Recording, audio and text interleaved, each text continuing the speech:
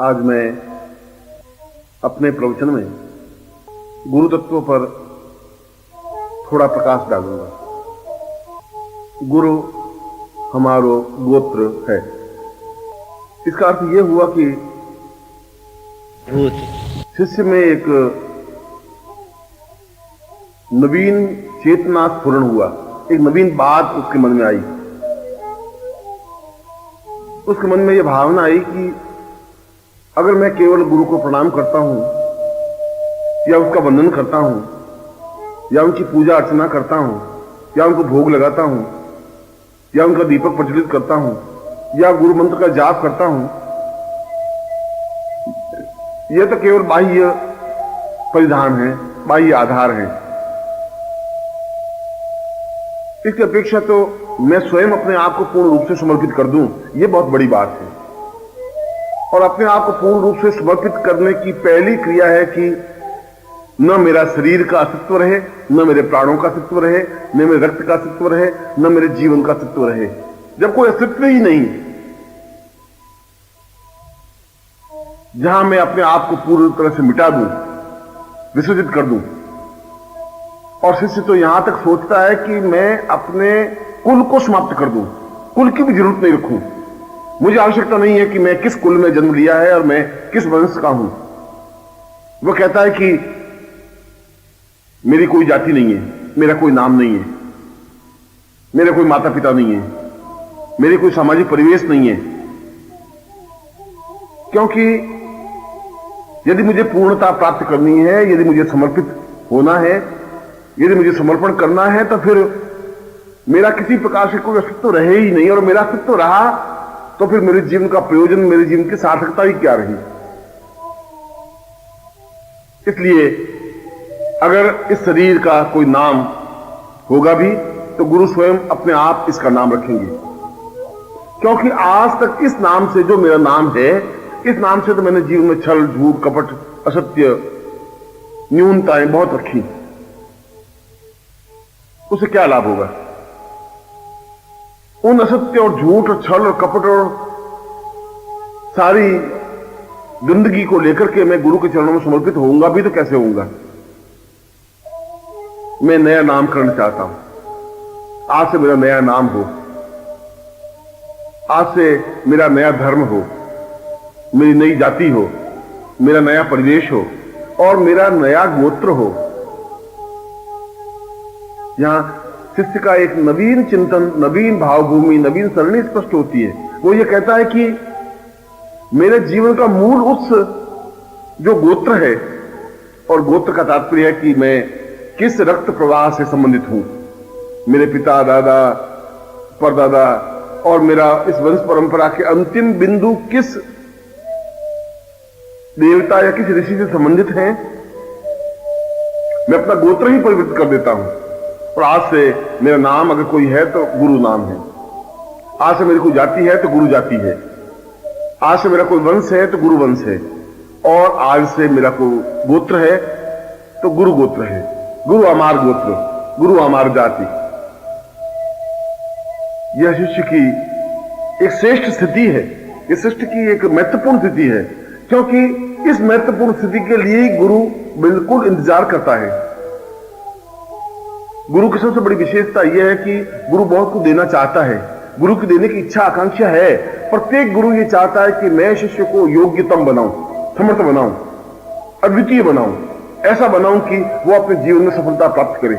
कोई गुरु ये नहीं चाहता कि मेरा नाम हो या मैं ही दुनिया में पूजा जाऊं या समाज मुझे पूजा करे या समाज मेरी स्तुति करे, अर्चना करे।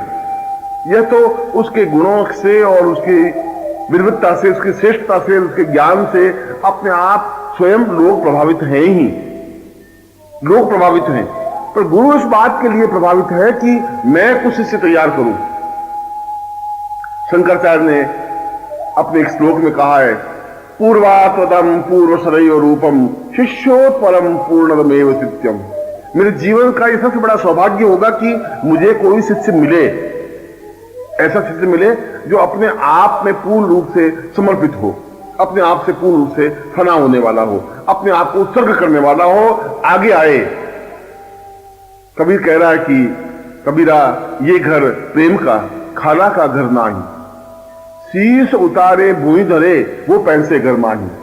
इस शिष्यता का जो घर है, जो शिष्य बनने की क्रिया है, वो इतना आसान नहीं है। ये खाला का घर नहीं है, ये मौसी का घर नहीं है, ये ऐसी बात नहीं है कि मुंह से शिष्य बोले शिष्य बन गए, ये ऐसा नहीं है। इसके लिए तो पहले बहुत जरूरी है कि शीश उतारे, अपना सिर उतार करके नीचे रख दे, निश्चय कर ले कि मैं मृत्यु को वर्ण प्राप्त कर दूंगा, मैं मर जाऊंगा, समाप्त हो जाऊंगा, अपने आप को फना कर दूंगा, जला दूंगा, अपने आप को उत्सर्ग कर दूंगा। मगर मैं अपने जीवन में जो निश्चय कर चुका हूं, जो अपने जीवन में सोच चुका हूं, उस कार्य को मैं अवश्य ही पूरा करूंगा ही। और मैंने अपने जीवन में सोचा है कि मैं सही अर्थों में शिष्य बन सकूं, मैं सही अर्थों में उत्सर्गमय बन सकूं। एक ही मानसरोवर के दो छोर हैं, एक छोर गुरु है, दूसरा छोर शिष्य है, और बीच में ज्ञान का अथाह मानसरोवर लहरा रहा है, और गुरु बराबर शिष्य को आवाज देता है। गुरु की इच्छा होती है कि शिष्य दौड़ करके आए, और जहां शंकराचार्य इस श्लोक में कहते हैं कि मुझे कोई एक शिष्य मिले, और कोई एक शिष्य मिलने का मतलब है कि कोई ऐसा है जो कफन बांध करके बाहर निकले, जो समाज की परवाह नहीं करे, जो चुनौतियों को झेल सके, जिसकी आंखों में कोई तेवर हो, जो अपने आप में अग्निस्फुलिंग हो, जो हाथों में वज्र की तरह प्रहार करने की क्षमता हो, और जो सही अर्थों में गुरु चरणों में समर्पित होने की भावना रखता हो। शब्दों से नहीं, भावनाओं से, विचारों से नहीं, अपने आप को पूर्ण रूप से फना करते हुए। और जो अपने आप को फना कर लेता है, जो अपने आप को उत्सर्ग कर लेता है, जो अपने आप को पूर्णता के साथ गुरु चरणों में लीन कर देता है, वह शिष्य है। क्योंकि शिष्य की कसौटी अपने आप में अत्यंत कठिन है। गुरु और शिष्य दोनों छोरों को यदि समझें तो गुरु बनना बहुत कठिन नहीं है। गुरु तो उस ज्ञान प्राप्त करने के बाद, उस चेतना प्राप्त करने के बाद गुरु बन सकता है, मगर शिष्य बनना अपने आप में बहुत अत्यंत कठोर कसौटी है, कठिन कसौटी है। क्योंकि शिष्य बनने के लिए अपने आप को हर क्षण समृद्ध रहना पड़ता है, अपने आप को बिल्कुल तैयार रखना पड़ता है। कब आज्ञा दे, कब मैं उछाल लगा दूं, कब कहे मैं अपने आप को फना कर दूं, बस आज्ञा हो और मैं अपने आप को उत्सर्ग करके दिखा दूं। मुझे बहुत अच्छी तरह से याद है कि जब मैं संन्यास जीवन में था तो सैकड़ों साधु सन्यासी इस बात के लिए प्रयत्नशील रहते थे कि वे निखिलेश्वरानंद के शिष्य बने, और जो निखिलेश्वरानंद का शिष्य बन जाता है, जिसको निखिलेश्वरानंद शिष्य के रूप में स्वीकार कर लेते, उसका अपने आप में नाम हो जाता। पूरे हिमालय की उपत्यका में उसकी चर्चा होने लगती। लोग आश्चर्य से उसको देखते, उसकी सराहना करते, उसकी प्रशंसा करते कि वास्तव में इसने एक कठोर परीक्षा दी होगी, तलवार की धार पर चला होगा। वास्तव में इसने अपनी सेवा से, अपनी शुश्रूषा से, अपने प्रेम से, अपनी भावना से, अपनी साधना से, अपने उत्सर्ग से कुछ ऐसा जरूर किया होगा कि निखिलेश्वरानंद ने इसको अपनाया, इसको स्वीकार किया।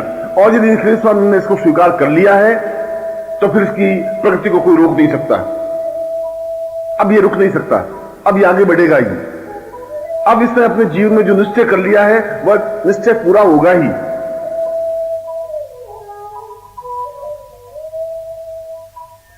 और इसी प्रकार उन सैकड़ों सन्यासियों, योगियों, साधुओं में से एक बालक था, 20-22 साल का, भगवे कपड़े पहने हुए सन्यासी, जहां भी निखिलेश्वरानंद जाते वो पीछे ही पीछे जाता, चाहे सर्दी हो, चाहे गर्मी हो, चाहे बरसात हो। यदि वो कुटिया में होते तो बाहर 24 घंटे खड़ा रहता है, धूप में भी, बरसात में भी, सर्दी में भी। यदि उसे कहते कि खाना खा तो खाता खा, नहीं तो खाना ही नहीं खाता, पानी नहीं पीता, मगर उसके बावजूद भी चेहरे पर कोई शिकन नहीं, चेहरे पर किसी प्रकार की भाव नहीं। ऐसा नहीं कि मैं इतना दुख देख रहा हूं, इतनी वेदना सहन कर रहा हूं, न मालूम कब क्षण आएगा कि निखिलेश्वरानंद आगे बढ़कर के मुझे अपना लेंगे। शायद ऐसा कौन सा क्षण आएगा कि वे अपने सीने से मुझे खींच लेंगे, मेरे सिर पर हाथ रखेंगे और मुझे शिष्य रूप में स्वीकार कर लेंगे, उसके सामने कोई स्पष्ट नहीं था। मैं सोच रहा था कि शायद हो सकता है इस जीवन में मुझे शिष्यता मिल जाए, नहीं भी मिले, हो सकता है ये पूरा जीवन मेरा इसी प्रकार से व्यतीत हो जाए इंतजार करते करते, मगर कोई बात नहीं। अगर इस जीवन में मुझे शिष्यता का सौभाग्य नहीं मिला तो अगले जीवन में तो जरूर मिलेगा ही। वो बहुत आशावादी था। एक बार बद्रीनाथ के आगे नरनारायण के पर्वतों पर निखिलेश्वरानंद बैठे हुए थे, साथ में 20, 25, 50 शिष्य बैठे हुए थे, और वह कहीं दूर से दौड़ता हुआ हाँफता हुआ आया और आकर के साष्टांग दंडवत किया, खड़ा हो गया। निखिलेश्वरानंद ने उसे क्षण के लिए देखा और एहसास किया कि पिछले 2 साल से बराबर ये छाया की तरह पीछे ही पीछे घूम रहा है। निखिलेश्वरानंद ने अपने पास बुलाया और कहा कि क्या तुम वास्तव में शिष्य बनना चाहते हो? क्या तुम वास्तव में ही शिष्य बनकर के कुछ सीखना चाहते हो?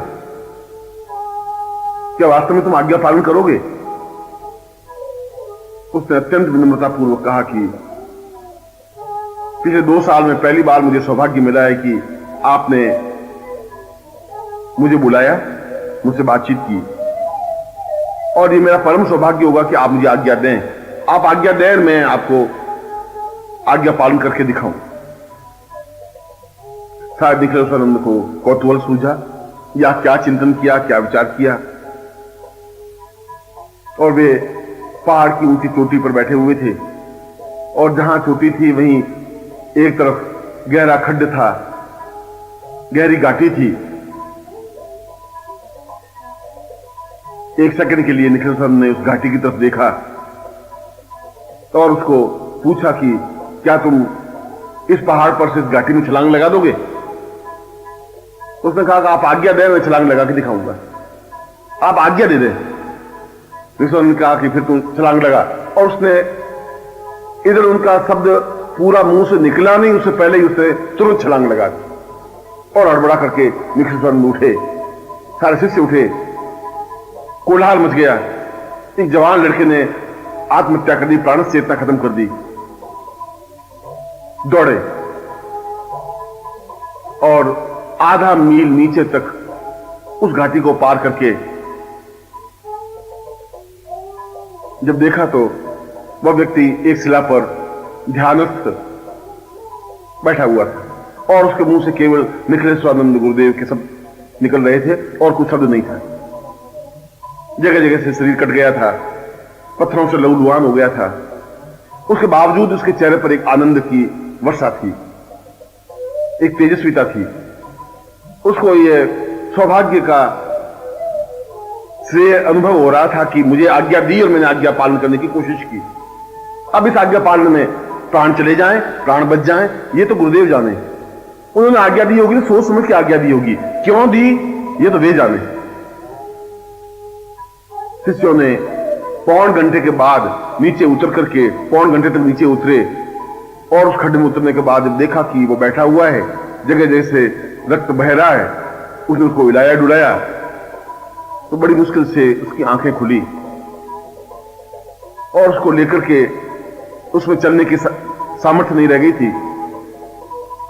पांवों पर काफी चोट आ गई थी, हाथों में चोट आ गई थी, चेहरे पर कई प्रकार के कांटे और पत्थर के ढोंके लग गए थे, खून बह रहा था, और 29-35 शिष्यों ने उसको उठा करके ऊपर लेके आए जहां निखिलेश्वरानंद बैठे हुए थे, और सामने लिटा दिया। उसने आंखें खोली और जब देखा कि सामने ही गुरुदेव निखिलेश्वरानंद बैठे हैं तो तुरंत हिम्मत करके बैठने की कोशिश की। उसके चेहरे पर एक अपूर्व तेज और आनंद और मुस्कुराहट थी। निखिलेश्वरानंद ने पूछा कि कैसा लगा? उनका गुरुदेव, शायद मेरे कई कई जन्मों के पुण्य थे कि आपने आज्ञा दी।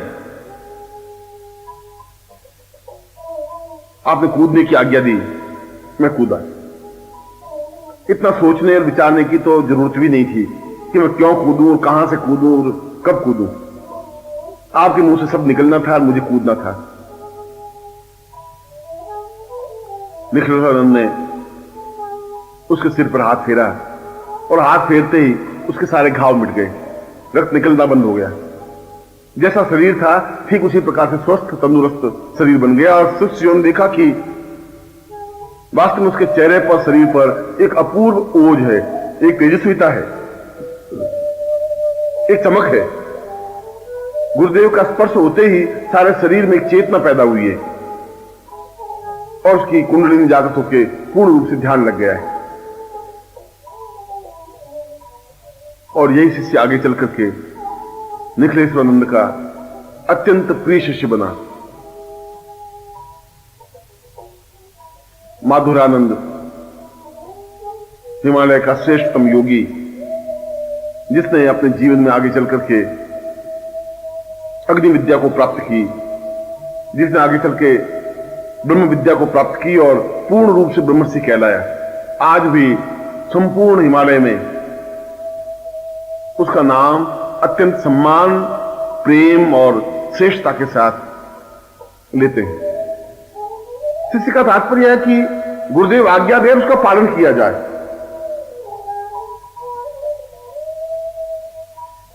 मेरे जीवन में ऐसे कई शिष्य आए और मुझे इस बात का सौभाग्य है कि उन सन्यासी शिष्यों ने अपने आप को कसौटी पर कस करके दिखाया। क्योंकि गुरु की परीक्षा, और कम से कम मेरी परीक्षा तो बहुत ही कठोर बनी रही है। शायद मैंने शिष्य को बहुत ज्यादा अग्नि में तपाया है, मैंने शिष्यों को बहुत प्रताड़ित किया है, बहुत चोट दी है। इसलिए चोट दी है कि वे सही अर्थों में कुंदन बन सके। अग्नि में इसलिए तपाया कि वे उस आंच को सहन कर सके, इसलिए उनको तैयार किया कि अग्नि स्फुलिंग बन सके। वे कच्चे सन्यासी नहीं रहे, वे घटिया सन्यासी नहीं बन सके, वे हिमालय में रहे तो तेजस्विता के साथ रह सकें और ये कह सके कि मैं निखिलेश्वरानंद का शिष्य हूं। और इसीलिए आज उन सन्यासी शिष्यों का सम्मान है, आदर से लोग देखते हैं। वहां के निवासी, वहां के ग्रामीण, वहां के रहने वाले साधु, सन्यासी, योगी, कि अगर निखिलेश्वरानंद का शिष्य है तो अपने आप में अद्भुत तेजस्वी शिष्य होगा। और जिस प्रकार से सन्यासी शिष्य अपने आप में अद्वितीय रहे हैं, गृह शिष्यों पर भी मुझे गर्व रहा है। यह अलग बात है कि उनकी अपनी सीमाएं रही हैं, यह अलग बात है कि वे उस रूप में समर्पित नहीं हो पा रहे हैं, यह अलग बात है कि उनमें फना होने की उतनी कला नहीं है, यह अलग बात है कि वे उस तरीके से ग्रहण नहीं कर पाते। जो बहुत कुछ दांव पे लगा देता है वो बहुत कुछ प्राप्त कर सकता है, जो कुछ खोएगा नहीं वो कुछ पा भी नहीं सकता। पाने के लिए बहुत कुछ खोना पड़ता है, अपने जीवन को दांव पे लगाना पड़ता है, अपने प्राणों को दांव पे लगाना पड़ता है, अपने आप को उत्सर्ग कर देना पड़ता है, अपने आप को न्योछावर कर देना पड़ता है। और न्योछावर होने के बाद जो कुछ खिलता है वो अपने आप में हजार हजार गुलाबों से भी ज्यादा सुगंधित बनता है, अपने आप में तेजस्वी बनता है, अपने आप में मधुरम बन जाता है।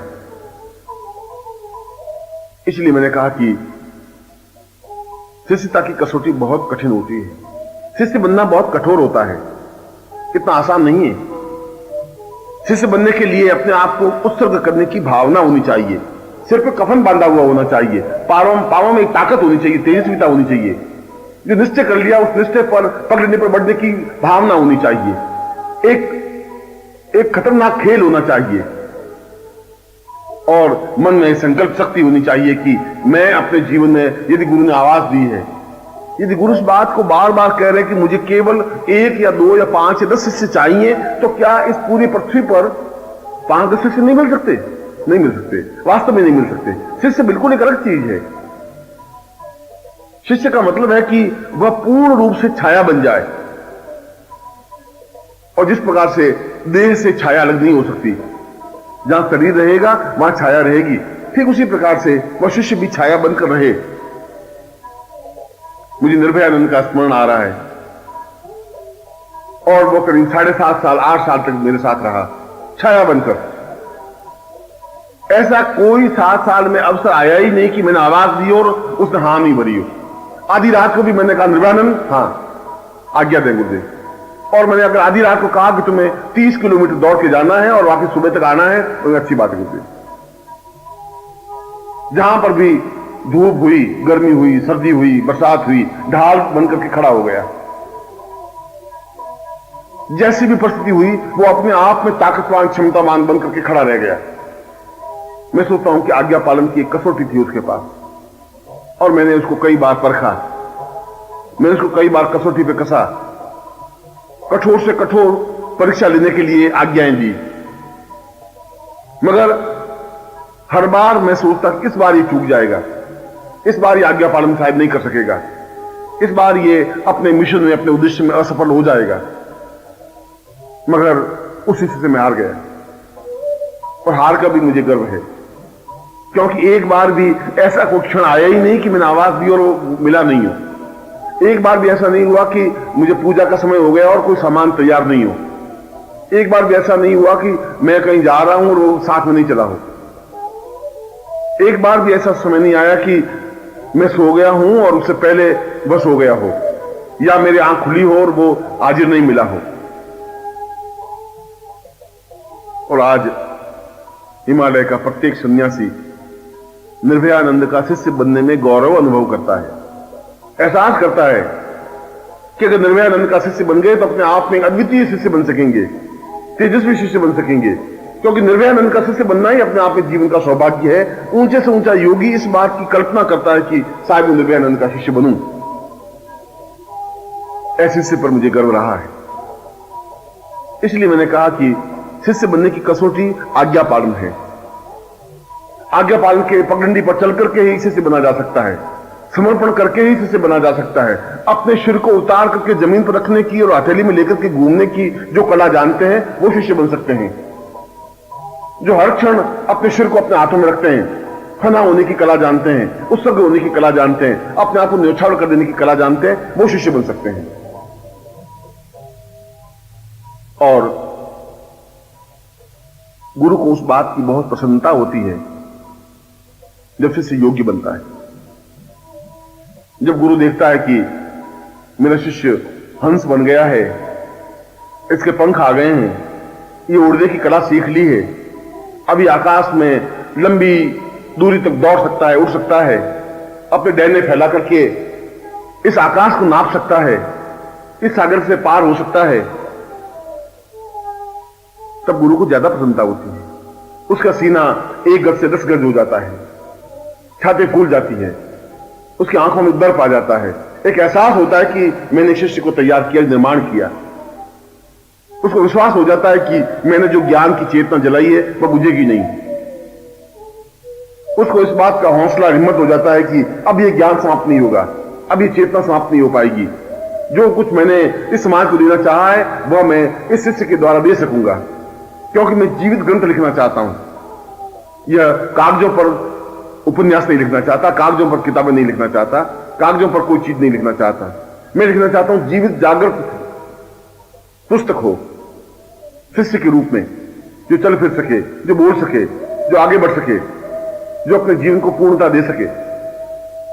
और ऐसे ही शिष्यों से यह जीवन समझ सकता है, ऐसे ही शिष्यों से गुरुधन्य हो सकते हैं।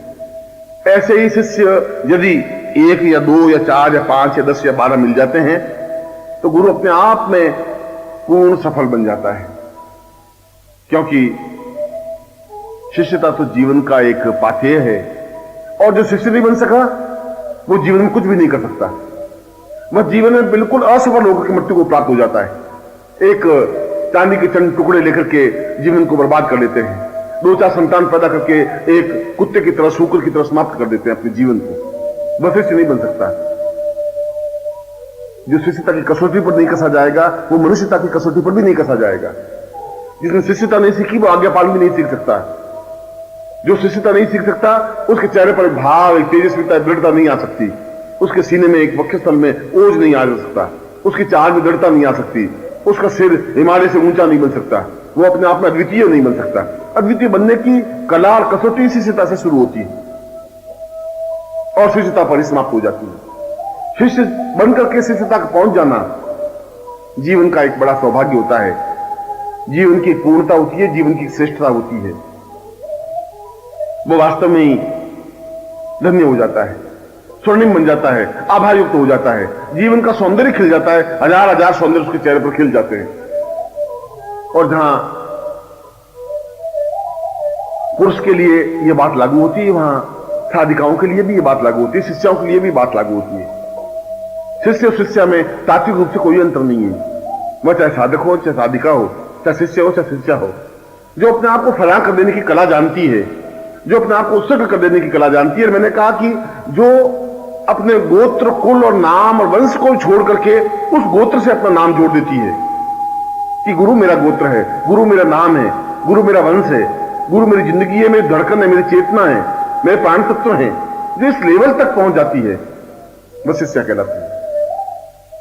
केवल हाथ जोड़ देने से शिष्या नहीं बन सकती, केवल आंखें बंद कर देने से, अगरबत्ती लगा देने से शिष्या नहीं बन सकती। शिष्या बनना तो अपने आप में एक जीवन का सौभाग्य होता है, क्योंकि शिष्या के लिए अत्यधिक कठिन कठोर कसौटी होती है, क्योंकि उसको एक तरफ समाज खींच रहा होता है, समाज के बंधन उसके पांवों में बेड़ियां बनकर के खड़ी होती हैं, और एक तरफ गुरु खड़े होते हैं, उन दोनों के बीच में वो खड़ी होती है। मगर जिसने चुनौती झेली ही नहीं, जिसने अपने जीवन को उत्सर्ग ही नहीं किया, जो समाज के बंधनों से जकड़ करके रही गई, तो शिष्या बन ही नहीं सकती। वह शिष्या क्या हो सकती है? जो तूफान की तरह बढ़ सकती है, हिम्मत और हौसले के साथ आगे बढ़ सकती है, जो निश्चय कर लेती है कि मुझे जीवन में वह सब कुछ प्राप्त करना है जो होना चाहिए। क्या होगा एक पति मिलकर के, क्या होगा एक पिता मिलकर के, क्या होगा समाज मिलकर के, क्या होगा 4 के संतान पैदा करके, वह तो हजारों लाखों समाज के स्त्रियों ने पैदा किए हैं। मैं कुछ ऐसा करना चाहती हूं जो अपने आप में अद्वितीय हो, तभी वह मीरा बन सकती है, तभी वह राधा बन सकती है, तभी तो उसका नाम गली गली मोहल्ले में उसका परिचित नाम हो सकता है। जो इस बात को कहे कि सूली ऊपर सहज पिया की किस विधि मिलनो हो, मेरे पिया तो सूली के ऊपर हैं, क्योंकि जितना सूली पर चढ़ने से दर्द और दुख और वेदना सहन करनी पड़ती है, इस समाज की उतनी वेदना मुझे सहन करनी पड़ेगी, और मैं इस वेदना को सहन करूंगी ही, क्योंकि इस वेदना सहन करने के बाद में जो मुझे गुरु मिलेंगे वो अपने आप में अद्वितीय आनंद की अनुभूति होगी, अद्वितीय श्रेष्ठता और प्रेम का पराकाष्ठा होगी। उस दुख की घाटी को पार करके जब सुख की अनुभूति होती है, वो अपने आप में एक अद्वितीय अनुभूति होती है, अद्वितीय चेतना बनती है। इसलिए शिष्या के लिए चुनौती ज्यादा मजबूत होती है। शिक्षकता के लिए और शिष्या के लिए अपने आप में ज्यादा ताकत, ज्यादा क्षमतावान चाहिए। और मुझे अपने जीवन में जहां शिष्य मिले, ऐसे शिष्याएं भी मिली। यह मेरे जीवन का सौभाग्य है। मुझे श्रेष्ठतम गुरु मिले, श्रेष्ठतम शिष्य मिले, श्रेष्ठतम शिष्याएं मिली, प्राण चेतना मिली, जीवन के सौभाग्य मिले, और मुझे उन सब पर गर्व है। प्रश्न ये नहीं है कि हम क्या सीखें, प्रश्न यह भी नहीं है कि साधना का मूल मर्म क्या है। साधना बहुत छोटे लेवल की चीज है। जब आदमी अ आ ई सीखना चाहता है बालक, साधना कुछ वैसी चीज है। जिस प्रकार से बालक अगर अ आ ई सीख लेता है तो दीवारों पर, स्लेट पर, जमीन पर, रेत पर, चारों तरफ लिखने की कोशिश करता रहता है, क्योंकि वो ये बताना चाहता है कि मैं अ आ ई सीख गया हूं। जिसका मन दिग्भ्रमित है वह भी इसी प्रकार से जब एक मंत्र प्राप्त हो जाता है, एक साधना प्राप्त हो जाती है, तो चारों तरफ उसको बिखेरता रहता है, बताता रहता है कि मैंने बगलम की साधना सिद्ध की है या बगलम की साधना कर रहा हूं। इससे तो कुछ नहीं हो सकता।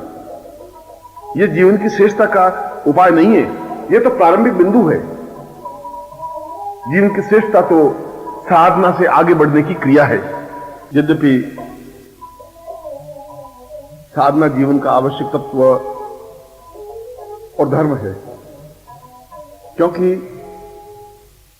साधना के माध्यम से हम अपने जीवन के सारे प्रयोजन पूरे करते हैं। हमारे जीवन की जो भी इच्छाएं हैं उन्हें हम संपन्न करते हैं, पूरी करते हैं। मगर जीवन की समस्याओं को सुलझाना एक अलग चीज है, और अपने आप को पूर्णता तक पहुंचा देना बहुत अलग चीज है। जीवन में धन, यश, मान, पद, प्रतिष्ठा एक तस्कर के पास भी हो सकती है, एक चोर के पास भी धन हो सकता है, एक घटिया आदमी के पास भी बहुत सुख सुविधाएं की सामग्री हो सकती है, मगर इससे उसकी महानता नहीं बनती। चोर आखिर चोर ही रहेगा।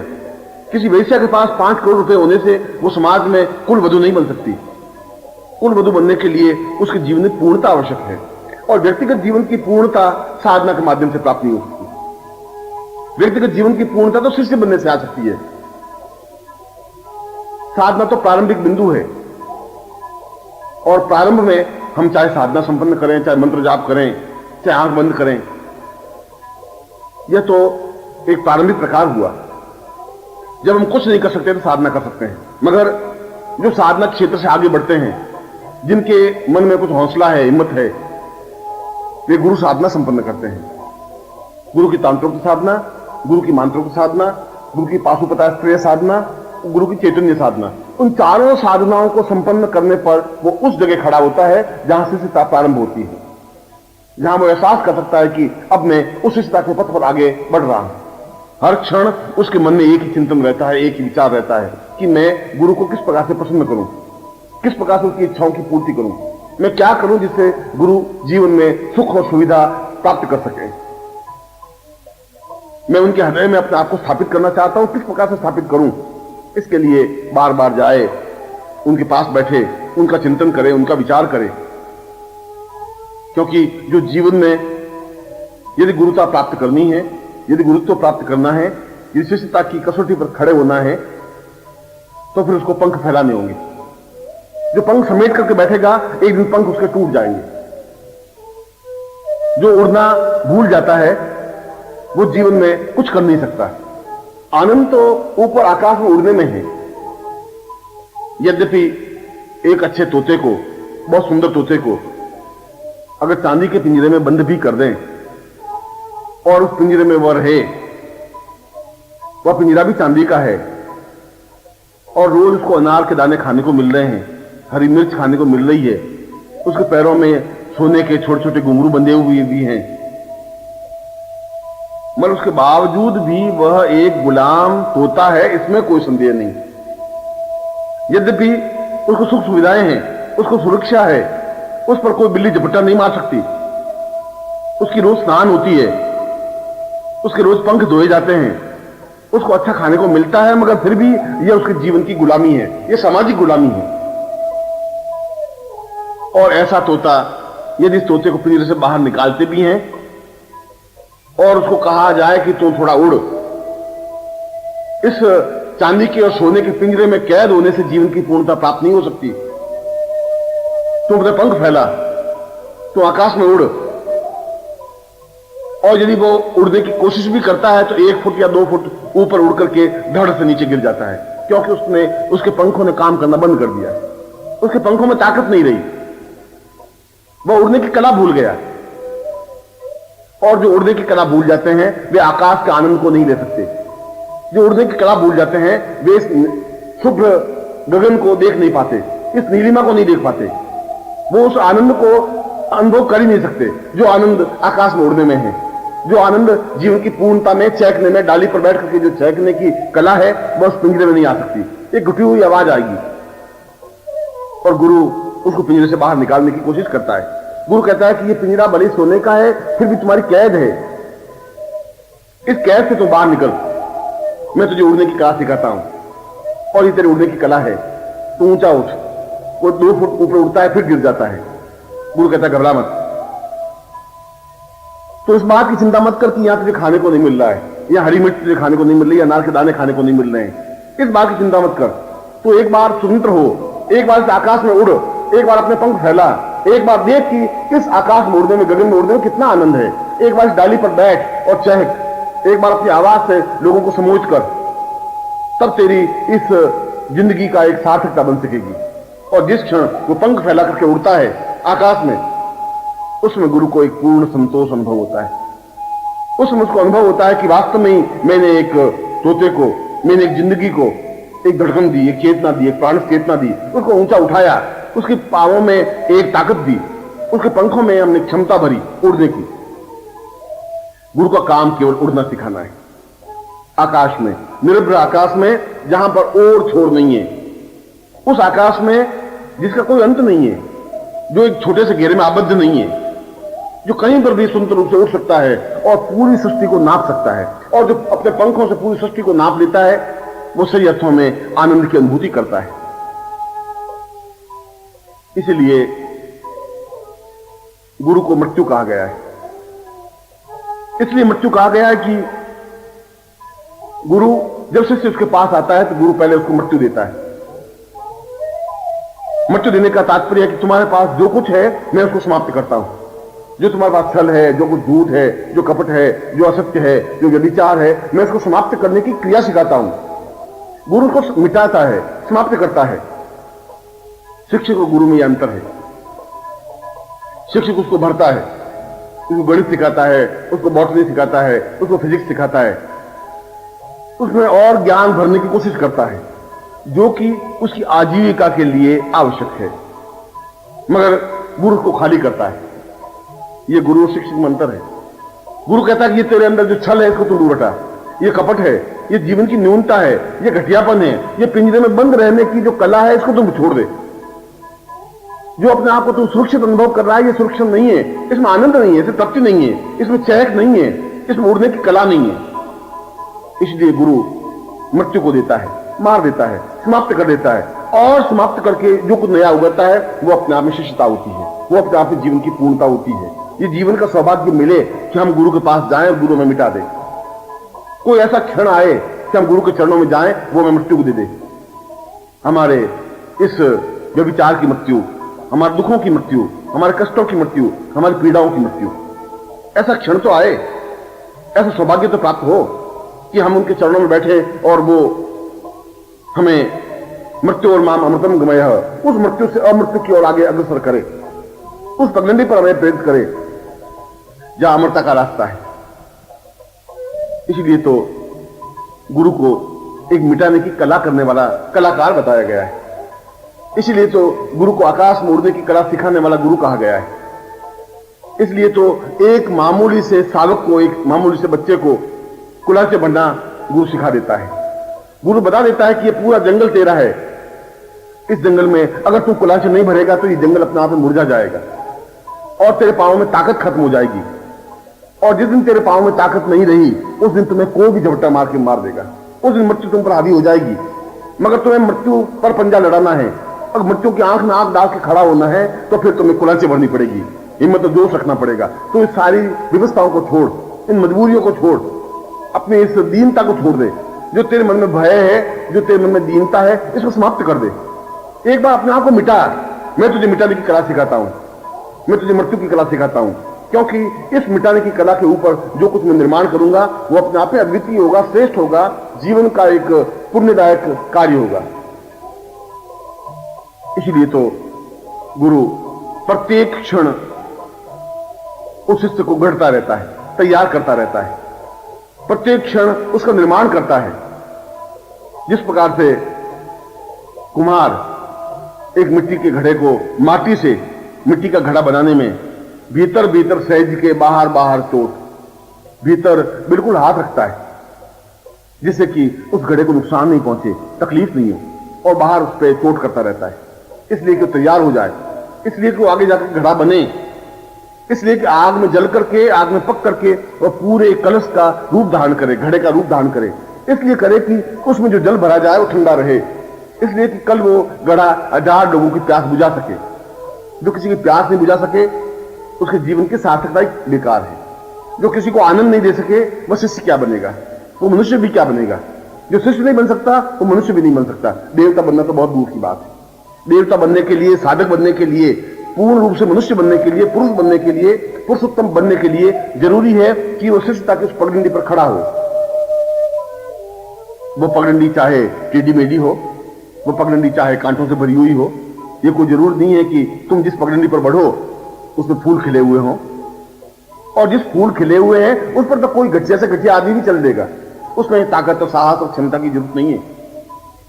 जो अनजान रास्ते पर आगे बढ़ता है, शेर अपना रास्ता खुद चुनता है, और जो खुद चुन करके रास्ता बनाता है उसके लिए शेर कहते हैं। और शिष्य अपना रास्ता खुद चुनता है, गुरु के पास जाता है, गुरु उसको सहेजता है, उसके सिर पर हाथ रखता है, उसको गुरु मंत्र देता है, उसको दीक्षा देता है और दीक्षा देकर के उसमें प्राण चेतना भरता है। एक ऐसी आग, एक ऐसी चिंगारी, एक ऐसी चेतना भरता है कि वो अपने आप में पूर्ण पुरुष बनने की क्रिया की ओर अग्रसर हो जाता है। और जब वह आगे की ओर अग्रसर होता है तब मनुष्यता का पहला पग भरा जाता है। तब पहली बार इंसानियत जन्म लेती है, तब पहली बार वसंत खिलता है, तब पहली बार उसको एहसास होता है कि जीवन का आनंद क्या है, जीवन की सार्थकता क्या है, जीवन का प्रेम क्या है, जीवन का मूल्य और जीवन का रहस्य क्या है। उस रहस्य को समझने के लिए यह जरूरी है कि एक दुर्गंध युक्त वायु के झोंके को वह वसंत बना देता है। एक मामूली से पोखर में पड़े हुए पानी को बाष्प बना करके, गर्मी दे करके उसको ऊंचा उठाता है, बादल बना देता है। और वह बादल आगे जाकर के जब बरसता है तो गंगा नदी बनती है, जो हजारों करोड़ों लोगों को प्यास बुझाती है। उस गंगा नदी की एक सार्थकता है, उस गंगा नदी की पूर्णता है। उस पोखर के पानी को गंगोत्री बना देना गुरु के हाथ की बात है। गुरु ऐसा कर सकता है और किसी के हाथ की बात नहीं है। गुरु उस पोखर को भी एक स्वर्णिम गंगा बना देगा, उस घटिया सुगंध को भी, उस हवा के झोंके को भी एक पवन बना देगा, एक वसंत बना देगा। एक मामूली से इंसान को वह एक तेजस्विता, एक शिष्य बना देगा। एक मरे हुए उस तोते को आकाश में उड़ने की कला सिखा देगा, उसको हंस बनने की कला सिखाएगा, उसको पूर्ण रूप से शेर बनकर के इस समाज में जीतने की, इस संसार में विजय प्राप्त करने की ज्ञान चेतना दे पाएगा। मगर इसके लिए, ये सब कुछ प्राप्त करने के लिए पहला कर्तव्य और धर्म यह है कि वह शिष्य बनने की कला सीखे। पहला यह है कि वह गुरु के चरणों में पहुंचे। इसलिए नहीं कि वह गुरु मंत्र ले ले, इसलिए नहीं कि वह वहां जाए और वापस लौट जाए, ऐसा नहीं। गुरु में अपने आप को एकाकार करे, अपने आप को लीन करे, अपने आप को पूर्णता के साथ, समग्रता के साथ समर्पित कर दे। और जो समर्पण करने की कला जानता है वही अपना नाम, अपनी हस्ती, अपना परिचय मिटा देता है। फिर वो कहता है कि आज से मेरा नाम, जो गुरु नाम देंगे वह मेरा नाम होगा। इसलिए गुरु उसको नया नाम देता है और नए नाम से परिचित होता है। फिर इस बात की चिंता नहीं होती कि यह समाज इतना सुंदर है, यह समाज मेरी पत्नी है, पुत्र है, बंधु है, बांधव है, भाई है, पति है, ये सब कुछ व्यर्थ और बेमानी हो जाते हैं, क्योंकि वह एक देव पुरुष बन जाता है, क्योंकि वह एक ऊंचे स्तर का व्यक्ति बनने की ओर अग्रसर होता है। उसके लिए रास्ता खुला होता है, वो आगे की ओर बढ़ने की कला सीखता है। उसका प्रत्येक क्षण मधुरता के साथ व्यतीत होता है, वो प्रत्येक क्षण को सार्थक करने की कला जानता है। यही तो जीवन की श्रेष्ठता है। इसलिए मैंने कहा कि गुरु बनना बहुत कठिन कार्य नहीं है। गुरु तो कोई भी बन सकता है, नकली रूप में भी, असली रूप में भी, मगर नकली शिष्य नहीं बन सकता, पाखंडी शिष्य नहीं बन सकता। शिष्य बनने की पहली कला यह है कि वो अपने आप को मिटाए, अपने आप को उत्सर्ग करे, अपने आप को न्योछावर कर दे, अपने आप को मिटा दे। और ऐसा शिष्य जिस क्षण बनने की कला प्रारंभ होती है, उसी क्षण से मनुष्यता जन्म लेती है। हम इस पूरे राष्ट्र को, इस पूरे विश्व को सही मनुष्य बनाने की कला जानना चाहते हैं। हम चाहते हैं कि नए मनुष्य का निर्माण हो। हम चाहते हैं कि ये जो मनुष्य हैं ये घिसे पिटे हैं, इनके रूढ़िग्रस्त हो गए हैं, इनका चिंतन, इनका विचार बुढ़ा हो गया, वृद्ध हो गया है। ये समाज अपने आप में खोखला और बेकार हो गया है। जहां 5000 वर्ष पहले जो समाज था, ठीक उसी प्रकार का समाज चल रहा है। उस समाज में कोई परिवर्तन नहीं आया। वैसा ही छल, वैसा ही झूठ, वैसा ही बंधन, वैसी पत्नी, वैसा ही पति, वैसा ही पुत्र, वैसी बंधु, वैसे ही बांधव। कोई सुधार नहीं हुआ है, सुधार हो भी नहीं सकता। इसके बीच में से एक नए पुरुष की रचना करनी है, एक नए मनुष्य की रचना करनी है, एक नए मनुष्य का निर्माण करना है, और वह नया मनुष्य शिष्य बन सकेगा। अगर गुरु में चेतना है, गुरु में आग है, गुरु में स्फुलिंग है, तो वह नए मनुष्य का निर्माण कर सकता है। जैसा भी तुम्हारा जन्म हुआ हो, जिस घर में भी तुम्हारा जन्म हुआ हो, चाहे तुम बंधन में जकड़े हुए रहे हो, चाहे तुम किसी जाति, किसी वर्ण, किसी रूप, किसी रंग के हुए हो, ये अपने आप में कोई व्यर्थ नहीं, क्योंकि गुरु तो तुम्हें वापिस नया जन्म देता है। जिन्हों नाम जायते शूद्र संस्काराद द्विज उच्यते, वह तुम्हें संस्कार देता है, वह तुम्हें दूसरी बार जन्म देता है, दूसरा नाम देता है, नया नाम देता है। वो कहता है कि आज तक तुम्हारा जो नाम था, उस नाम को मैं मृत्यु देता हूं। आज तक तुम्हारा जो स्वभाव था, उस स्वभाव को मृत्यु देता हूं। आज तो तुम्हारे पास जो पूंजी थी, उसको मैं समाप्त करता हूं। मैं तुम्हें एक नवीन रास्ते पर, एक नवीन पृष्ठभूमि पर, नई भावभूमि पर खड़ा कर रहा हूं। आज तुम्हारा ये नाम है। आज से तुम्हारा ये जाति है, ये गोत्र है, आज से तुम्हारा गुरु गोत्र है, गुरु चेतना है, गुरु प्राण है, गुरु स्फुलिंग है, क्योंकि तुम उस गुरु रूपी रथ पर खड़े होकर के इस महासमर को जीत सकोगे। इस गुरु रूपी अग्नि स्फुलिंग पर बैठ करके अपने जीवन की चेतना को पूर्णता दे सकोगे। तुम्हारे पास वो ताकत और क्षमता आ पाएगी जहां जीवन की श्रेष्ठता तुम्हारे सामने होगी, तुम्हारी अद्वितीयता होगी। तुम जीवन को एक नवीन चेतना के साथ अग्रसर कर सकोगे। और ऐसा शिष्य यदि बनता है तो वह अपने आप में एक नवीन कसौटीमय शिष्य बनता है। कुछ घिसे पिटे शिष्यों की जरूरत नहीं है। इस प्रकार के शिष्य तो 1000 वर्षों से पैदा होते आए, जो विश्वासघाती होते हैं, जो छली होते हैं, जो झूठ और मक्कार होते हैं, जिनके मन में कुछ और होता है और ऊपर से केवल होठों से गुरु शब्द उच्चारण करते हैं। उससे ज्यादा तो पाप की कोई हो ही नहीं सकता, उससे ज्यादा अधर्मी और घटिया कोई व्यक्ति नहीं हो सकता। इससे तो अच्छा था तुम झूठ बोलने वाली बने रहते, इससे ज्यादा अच्छा था तुम विश्वासघाती बने रहते। तो कम से कम इस बात का तुम्हें गर्व होता कि तुम विश्वासघाती रहे।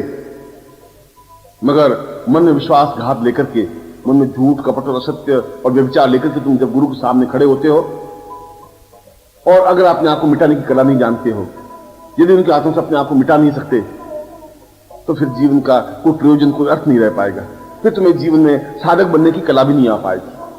साधक बनने की सर्वप्रथम कला ही यही है, श्रेष्ठता ही यही है कि तुम अपने शरीर को साध सको, अपने मन को चेतना युक्त दे सको, अपने जीवन को पूर्णता दे सको, अपने जीवन को अद्वितीयता दे सको।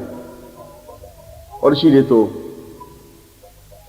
अपने जीवन को गुरुमय बनाने के लिए अपना रक्त बदलना पड़ेगा। तुम्हारा जो रक्त है उसमें दूषितता है। वो रक्त तुम्हारे माता पिता का दिया हुआ है, वह तुम्हारे पूर्वजों का दिया हुआ रक्त है। उस रक्त में झूठ, छल, कपट, असत्य, व्यभिचार है। इसलिए बार बार तुम्हारी बुद्धि तुम पर हावी होती है, बार बार तुम सही रास्ते पर खड़े होते हो और बार बार तुम वापस उसी भ्रम जाल में उलझते हो। बार बार तुम्हारा भ्रम तुम्हें बार बार ये सोचता है कि मैं क्या करूं, क्या नहीं करूं, ये गुरु है भी कि नहीं है, क्या गुरु सेवा करने से कुछ मिलेगा भी नहीं मिलेगा, जीवन में कुछ पूर्णता प्राप्त हो पाएगी कि नहीं हो पाएगी। ये तुम्हारा छल, ये तुम्हारा रक्त जो घटिया और बेहुदा रक्त है, वो तुम्हें बार बार उद्वेलित कर रहा है। इस रक्त को बदलना पड़ेगा। तुम्हें एक नया रक्त देना पड़ेगा, तुम्हें एक नई चेतना देनी पड़ेगी, तुम्हें एक नए प्राण देने पड़ेंगे, तुम्हें नया धर्म और नया जाति देनी पड़ेगी, तुम्हें नया गोत्र देना पड़ेगा। और यह गोत्र गुरु गोत्र होगा। और जिसका गोत्र ही गुरु बन जाता है, जिसका प्राण गुरु बन जाते हैं, जिसकी चेतना गुरु बन जाती है, जिसका रक्त गुरुमय बन जाता है, वो अपने आप में एक युग पुरुष बन सकेगा, एक नवीन चेतना, एक प्राण सविता चेतना युक्त बन सकेगा, और वही सही अर्थों में शिष्य बन सकेगा। और इसीलिए देवोपनिषद में इस अपने गोत्र को भी बदलने की क्रिया के लिए कुछ विशेष श्लोकों की रचना हुई है, जिनका नित्य श्रवण करने से अपने आप शरीर में एक परिवर्तन आने लग जाता है, अपने आप शरीर में एक तेजस्विता आने लग जाती है, अपने आप शरीर में एक चेतना आने लग जाती है, एहसास होने लग जाता है कि मेरे जीवन की पूर्णता, कुछ मेरे चेहरे पर चमक आई है, ओज आया है, मेरी आंखों में एक नई चमक, नई प्राण चेतना आई है। इसलिए तो इन श्लोकों को अपने आप में महत्वपूर्ण श्लोक कहा गया है। इन श्लोकों का नित्य श्रवण करना ही जीवन की श्रेष्ठता की ओर अग्रसर होना है। यदि सही अर्थों में शिष्य बनना है तो सही अर्थों में शिष्य बनना ही है, गुरु के समीप जाना ही है, गुरु के प्राणों से एकाकार होना ही है, अपने आप को पूर्ण रूप से समर्पित करना ही है। और इन देवोपनिषद में स्पष्ट किए हुए इन श्लोकों को नित्य जो श्रवण करता है, सुनता है, अपने आप घर का वातावरण, उसके प्राणों का वातावरण, उसके हृदय का वातावरण, उसकी चेतना का वातावरण एक नए ढंग से निर्मित होती है। मैं उन्हीं श्लोकों को आपके सामने स्पष्ट कर रहा हूं, जिनको नित्य घर में सुनना जीवन का सौभाग्य कहा जाता है, और जिन श्लोकों को मैं पहली बार स्पष्ट कर रहा हूं, क्योंकि देवोपनिषद तो अपने आप में एक अद्वितीय उपनिषद है, जिसका श्रवण करना, सुनना ही जीवन की सौभाग्य माना गया है। मैं उन श्लोकों को आपके सामने स्पष्ट कर रहा हूं। पूर्वं वदेन्यं वदतं सरेतं श्रीमानरेशं गुरुवै परेशं गुरुर्वै प्रणम्यं सदैवं प्रणम्यं गुरुर्वै गुरुर्वै गुरुर्वै नमामि।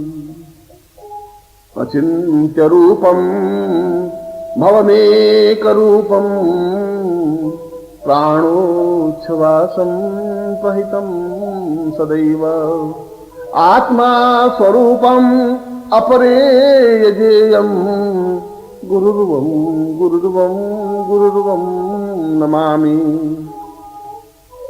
न जानामि पूर्वं न मंत्रं न तंत्रं न योगं न क्षेमं पुरुषं वदेन्यं न जानामि वित्तं प्रहितं प्रदेयं गुरुर्वै गुरुर्वै गुरुर्वै नमामि। सुनाथो न चिन्त्यं च ब्रह्मं स्वरूपं विष्णुश्च रुद्रं सहितं सदैव ज्ञानेव मूर्तवदतं भवनित्यरूपं गुरुर्वं गुरुर्वं गुरुर्वं नमामि। अहो भावरूपं महीशान्तरूपं शान्तस्वरूपं विष्णुस्वरूपं चैतन्यरूपं परं मदेवं गुरुर्वै गुरुर्वै गुरुर्वै नमामि। आहारूपनित्यं भवोत्सावनित्यं सहेत्थाननित्यं भवतं सदेय अपारो परे पूर्वमदेव नित्यं गुरुर्वै गुरुर्वै गुरुर्वै नमामि। सनेत्रो सदा पूर्णमदैव तुल्यं ज्ञानश्च पूर्णं सहितं वदामि। पूर्णैः सदा पूर्णमदैव रूपं गुरुर्वै गुरुर्वै गुरुर्वै नमामि।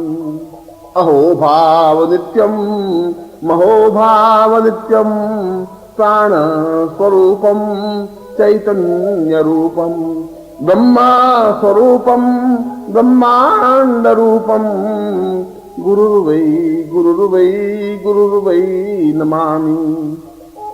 अक्षोसतां सूर्य सदैव नित्यं प्राणोच्छ्वासं प्रतं प्रदैव सचिन्त्यरूपं सवितं सदेयं गुरुर्वै गुरुर्वै गुरुर्वै नमामि। सधेनुर्वतां सूर्य सदैव रूपं इन्द्रोवतां यक्ष कुबेर पूर्वं ज्ञानोच्छ्वासं ब्रह्मस्वरूपं गुरुर्वै गुरुर्वै गुरुर्वै नमामि। बाहुस्त्वमेवं प्राणस्त्वमेवं चैतन्यरूपं आत्मा त्वमेवं देहत्वमेवं सर्वस्य रूपं गुरुर्वै गुरुर्वै गुरुर्वै नमामि।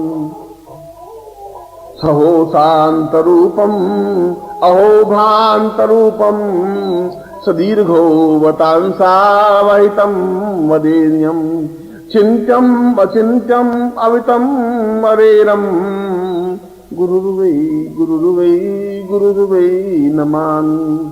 प्रणम्यं प्रणम्यं प्रणम्यं सदैव नमामि नमामि नमामि वनित्यम्।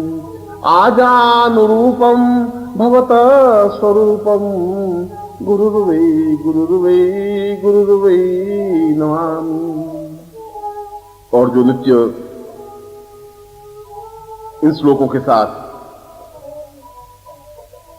जो गुरुदेव का ध्यान चिंतन प्रणम्य करते हैं, वास्तव में गुरु की चेतना उन्हें प्राप्त होती है, वास्तव में जीवन की पूर्णता उन्हें प्राप्त होती है, वास्तव में गुरु का आशीर्वाद उन्हें प्राप्त होता है और सही अर्थों में उसका पूरा कायाकल्प हो जाता है।